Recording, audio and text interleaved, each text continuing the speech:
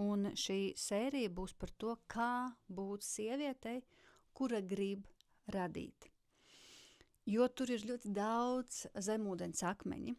Ja no malas tas izskatās vienkārši, tad gribu, lai tu zini, ka šis ceļš ir ļoti tādiem šķēršļiem bagāts, bet tie šķēršļi nevienmēr ir ārpusē, viņi ir iekšpusē. Un bieži vien šeit iet runa par konfliktiem. Manā gadījumā šī vēlme radīt, šī vēlme no galvas, no domas vien radīt to reālajā dzīvē, ieraudzīt un tajā brīdī iegūt to kaifu, redzēt radīšanas procesu, kā ideja pārtop realitātē, reālā notikumā, reālā fotogrāfijā, kad cilvēks reāli spēr soļus un mainās viņa dzīve, šīs dod man tādu spēku, tādu ticību, ka, ak, Dievs, ja es varu šo, ja tas no domas tagad ir reāls, es redzu, es varu aiziet, es varu pačamdīt, pataustīt, pasmaržot, ko tad vēl es varu radīt? Un šādos brīžos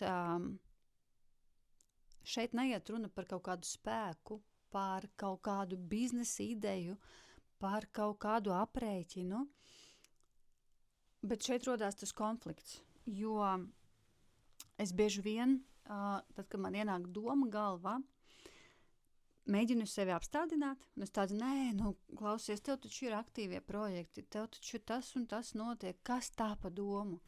Tad man ienāk galvā tāda doma, ka šī doma, kas atnāca, viņa nav man.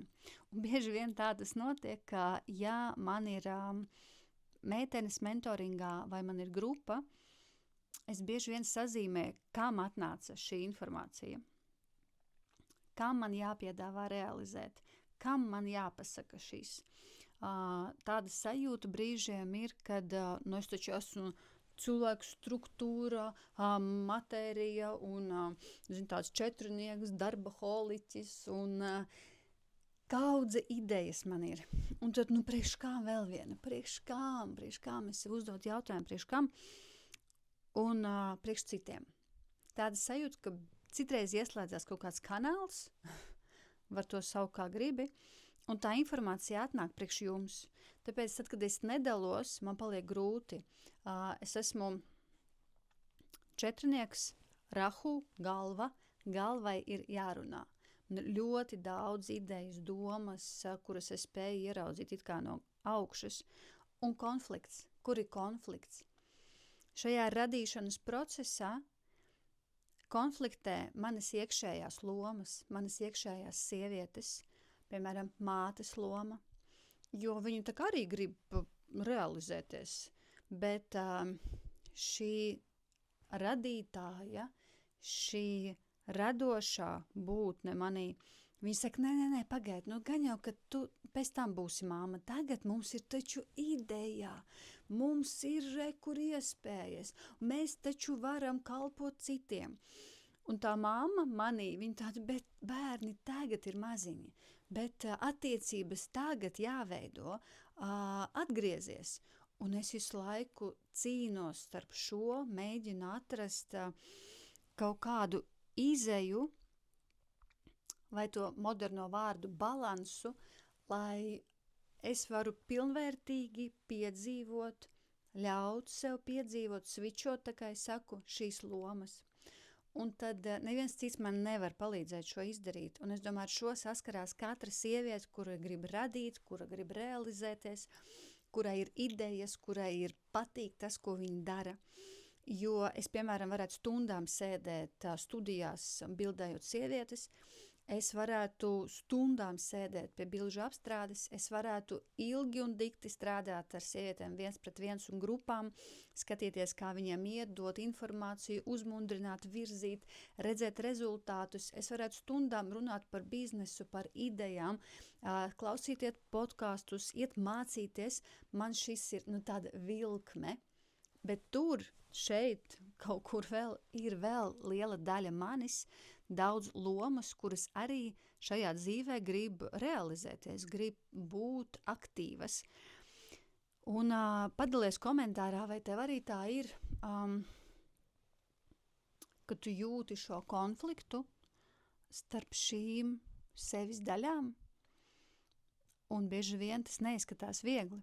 Bieži vien tā mana maigā būtne, kas sēž manī, viņa saka, klausies, ejam pagulēt. Ejam vienkārši pagulēt. Tev nav, tu neesi badā, tev viss notiek. Ejam pagulēt. Nevajag neko tagad darīt.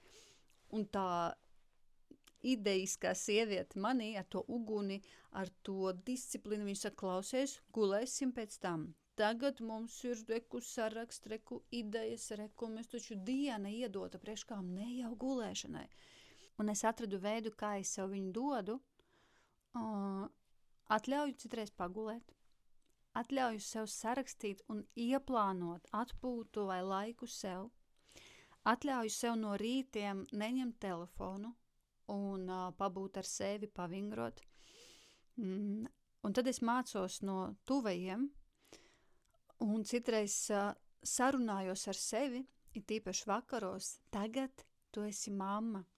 Es sev reāli saku šos vārdus, lai es varētu pārslēgt lomas. Un, ja jūs redzat sievieti, kura sasniedz, kura dara, kura ir aktīva, tā ir ilūzija domāt, ka viņa šādā stāvoklī atrodas vienmēr. Man ar enerģiju viss ir kārtībā. Man viņa ir, nav tā, ka man nav. Sarežģītāk ir pārslēgt lomas. Un tas nāk ar piepūli. Es to varu nedarīt, bet es uzskatu, ka tad tā dzīve ir tāda vienmuļa, tad es nerealizēju to, kāpēc es šeit esmu, tad es nespēlēju šo dzīvi tā krāsaini un dažādi, jo katra loma man dod dažādas iespējas. Un tas padara to manu personību tādu apjomīgu, manu pieredzi bagātu, padara mani elastīgu un dzīvot dzīvi, reku šādi elastīgi. Tas ir tas briedums, par ko es runāju. Es viņu apgūstu.